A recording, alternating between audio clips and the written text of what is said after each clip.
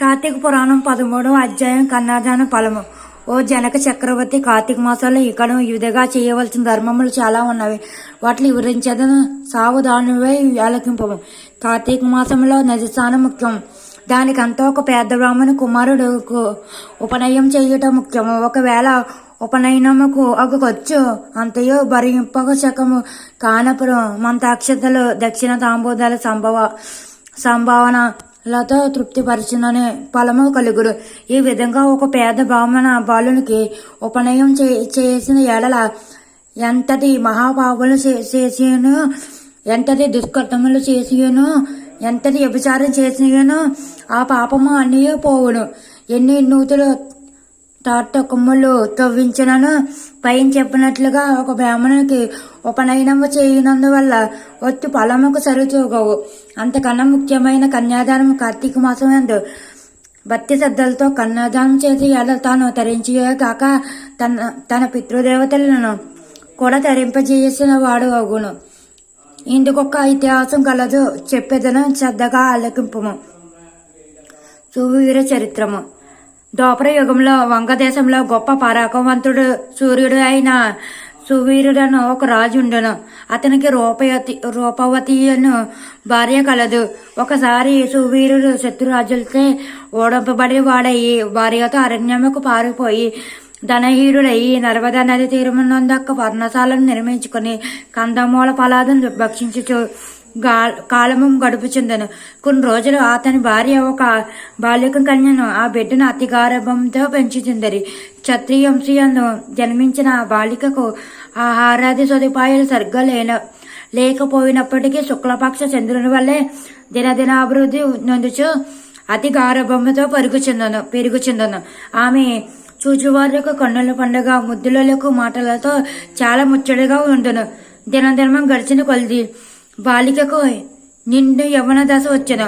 ఒక దినము వానప్రస్థుని కుమారుడ బాలికను గాంచి ఆమె అందచందలకు పరవశుడై ఆ బాలికను తనకిచ్చి పెండ్లి చేయమని ఆ రాజును కోరను. అందులకు రాజా, ఓ ముడిపుత్ర, ప్రస్తుతం నేను కడు భేద స్థితిలో ఉన్నాను, అష్టదరిద్రంలో అనుభవిస్తున్నాను. మా కష్టంలో తొలగుటకు గాను నాకు కొంత ధనమిచ్చిన ఎడల నా కుమార్తెనిచ్చి పెండ్లి చేతునని చెప్పగా అతని చేతిలో రాగి పైసా అయినను లేకపోతే బాలికనున్న ముక్కువతో ఆ ముని కుమారుడు నర్మద తీరమున కుబేరుని గురించి ఘోర తపస్సు ఆచరించ కుబేరును మెప్పించి ధనపాత్ర సంపాదించేది. రాజు ఆ పాత్రను పుచ్చుకొని సంతోషించి తన కుమార్తెను ముని కుమారుడికి ఇచ్చి పెండ్లి చేసి నూతన దంపతులు ఇద్దరిని అత్తవారింటికి పంపాను. అట్లా ముని కుమారుడు భార్య వెంట పెట్టుకుని వెళ్లి తల్లిదండ్రులను నమస్కరించి అంత వందనకు జరిగిన వృత్తాంతము అంతేగా చెప్పి భార్యతో సుఖమనుభవించి ఉంచుండెను. సువీరుడు ముని కుమారుడికి ఇచ్చిన ధనపాత్రను తీసుకుని స్వేచ్ఛగా ఖర్చు పెట్టుచు భార్యతో సుఖంగా ఉండను. అట్లా కొంతకాలం జరిగిన తర్వాత ఆ రాజు భార్య మణి మరొక బాలిక కన్యను, ఆ బిడ్డకు కూడా యుక్త వయసు రాగానే మరలా ఎవరికైనా ధనముకు అమ్మవచ్చుదన్న ఆశతో ఎదురు చూచుచుండను. ఒకనొక సాధు పొంగవుడు తపతీ నది తీరము నుండి నర్మదా నది తీరముకు స్థానార్థమై వచ్చును. దారిలోనున్న సువీరుని కలుసుకుని, ఓయ్ నువ్వెవడవు, నీ ముఖ వర్షణము చూడ రాజవంశమునందు జన్మించిన వారి వల్లే ఉన్నావు. నీవు ఎరన్నమందు భార్య బిడ్డలో వచ్చుటకు కారణమేమి అని ప్రశ్నించగా సువీరుడు, మహానుభావ, నేను వంగదేశము నేలుచుండుండె సువీరుడు రాజుని. నా రాజ్యము శత్రువు లాగమించుటతే భార్య సమేతంగా ఈ అడవిలో నివసించున్నాను. దరిద్రము కంటే కష్టం ఏదీ లేదు. పుత్రశోకము కంటే గొప్ప దుఃఖము లేదు. అట్లనే భార్య వినియోగము కంటే గొప్ప సంతాపం మరొకటి లేదు. అందుచే రాజ్యపక్షుడైన అనిదైన నందున ఈ కారడవిలోనే సకుటుంబంగా బతుకుతున్నాను. నాకు 2 కుమార్తెలు. మొదటి కుమార్తెను ఒక మునిపుత్రునికి ఇచ్చి వాని వద్ద కొంత ధనము పుచ్చుకుంటేవి, దానితోనే ఇంతవరకు కాలక్షేమం చేయుచున్నాను. కానీ అని చెప్పగా, ఓ రాజా, నీవు ఎంతటి దరిద్రువైనను ధర్మసూక్ష్మము ఆలోచించపక కన్యను అమ్ముకుంటువి. కన్యా విక్రము మహాపాతకములో ఒకటి. కన్యని విక్రయించిన వారు ఆశి ప్రతనకు నరకం అనుభవించుతారు. ఆ ద్రవ్యమంతో దేవముని పితృదేవత పీజద్దమే వ్రతము చేసినను వారు నశించరు. అదియే గాక కన్య విక్రమం చేసిన వారికి పితృదేవులు పుత్ర సంతతి కలగకుండా శపిస్తురు. అట్లనే కన్యను ధనమిచ్చుకొని పెండ్లాన్ని వారు చేయు గృహాద ధర్మదులు వ్యర్థమవటమే గాక అతడు మహానరక అనుభవించడు. కన్య విక్రమం చేసిన వారికి ఎట్టి ప్రాయశ్చిత్తము లేదని పెద్దలు ఒక ఇంచియే ఉన్నారు. కావున రాబోయే కార్తీక మాసన నీ 2వ కుమార్తెని ఏ సత్తి కొలది బంగారు ఆభరణాలతో అలంకరించి సదాచార సంపన్నులకు ధర్మబుద్ధి గలవారికి కన్యాదానం చెయ్యుము. అట్లు చేసిన ఎడల గంగ స్నానం ఆచరించిన ఫలము అశ్వమేధ యాగం చేసిన ఫలమును పొందుటయే గాక మొదటి కన్యను అమ్మిన వారి పాప ఫలము కూడా తొలగిపోవును అని రాజులకు ఈత బోధన చేయగా, అందుకు రాజు చిరునవ్వు నవ్వే, ఓ మునివర, దేవసుఖము కంటే దాన ధర్మాల వలన వచ్చిన ఫలము మొక్కున తాను బతికొండగా భార్య బిడ్డలతో సిరి సంపదలతోనే సుఖంగా ఉండక చనిపోయిన తర్వాత వచ్చేది ఏదో మోక్షము కొరకు పశుపతమున్న అవకాశం చేతులారా జాడ విడమంటారా? ధనము బంగారము కలవారి పశుపతము లోకంలో రాణింపగలరు. కానీ ముక్కు మూసుకుని నోరు మూసుకుని అమ్మ ముక్కు నోరు మూసుకుని గని బక్క చిక్కి శలమైన ఉన్నవారిని లోకము గుర్తిస్తుందా, గౌరవిస్తుందా? హైవిక సుఖములే గొప్ప సుఖములు కాన నా 2వ కుమార్తెను కూడా నేను అడిగినంత ధనం ఎవరు ఇస్తారో వారికి ఇచ్చి పెండ్లు చేయడం కానీ కన్యాదానం మాత్రం చెయ్యను అని దిక్కచ్చిగా నుడివెన్నను చెప్పాను. ఆ మాటలకు సన్యాసి ఆశ్చర్యపడి తన దారిన తాను వెళ్ళిపోయాను. మరికొన్ని దినములకు సువీరుడు మరణించెను. వెంటనే యమభటులు వచ్చి వానిని తీసుకుపోయి యమలోకములో ఆశి ప్రతవనమును నరక భాగమును పడివేసి అనేక విధముగా బాధించిరి.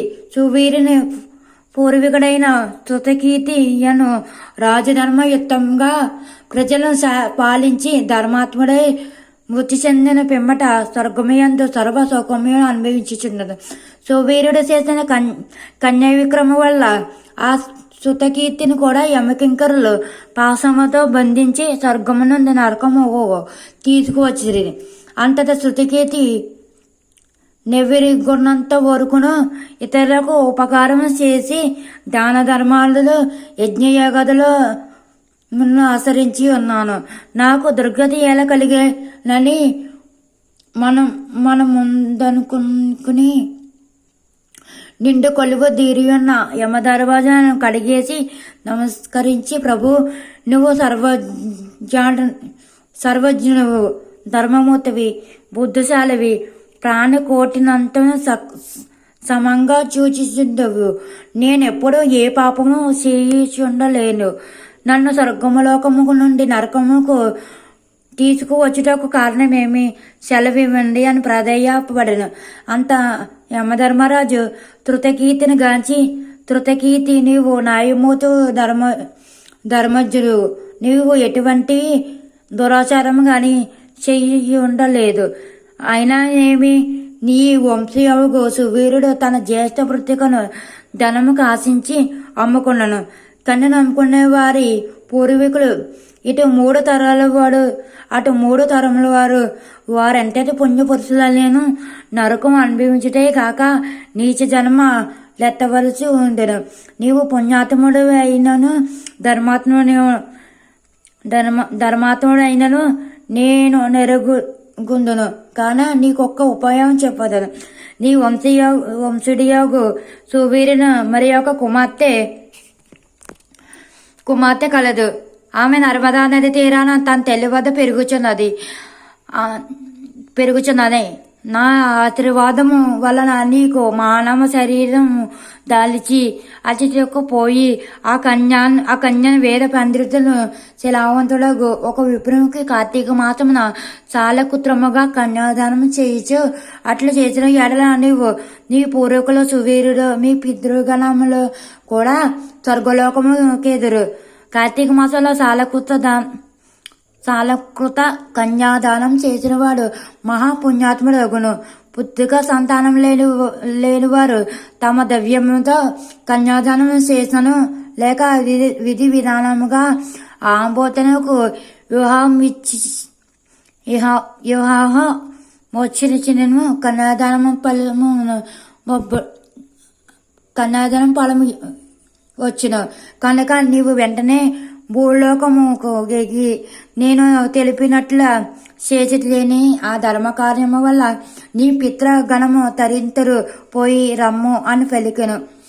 శృతకీర్తి యమునకు నమస్కరించి సెలవు తీసుకుని నర్మదా తీరమున ఒక పర్ణ కుటీరములో నివసించుతున్న సువీరుని భార్యను కుమార్తెను చూసి సంతోషపడి ఆమెతో యావత్తు విషయములో వివరించి కార్తీక మాసం సువీరుడు 2వ కుమార్తెను సాలకృత కన్యాదానం పూర్వకముగా చతుర్వేదములో చదివిన యొక్క భయమనముకి ఇచ్చి అతి వైభవముగా వివాహం చేసెను. అట్లు కన్యాదానం చేయుట వల్ల సువీరుడు కూడా పాపవిముక్తుడై స్వర్గలోకములోనున్న పితృదేవతలను కలుసుకొనెను. శృతికీర్తి ఇతోపై సువీరుని భార్య కన్యాదానం చేయుట. కన్యాదానం వల్ల మహాపాపములు కూడా నాశనమగును. వివాహ విషయాలో వారికి మాట సహాయం చేసిన పుణ్యం కలుగును.